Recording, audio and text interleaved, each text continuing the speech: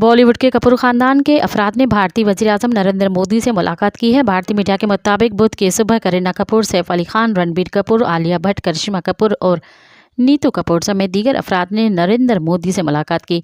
कपूर खानदान के अफराद गुज़िश्ता रोज़ भारतीय वज़ीर-ए-आज़म नरेंद्र मोदी से मुलाकात के लिए मुंबई से नई दिल्ली आए थे। भारतीय मीडिया के मुताबिक मुलाकात के दौरान कपूर खानदान के अफराद ने नरेंद्र मोदी को राज कपूर फिल्म फेस्टिवल में शिरकत की दावत दी है।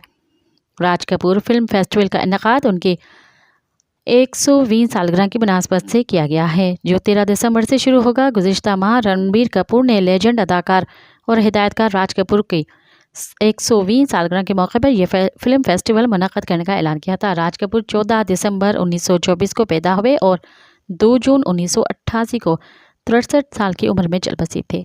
मज़ीद ख़बरनि ऐं तफ़सीलात लाइ विज़िट कयो असांजी वेबसाइट www.awamiNewsHD.com ऐं ॾिसंदा रहो अवामी न्यूज़ HD।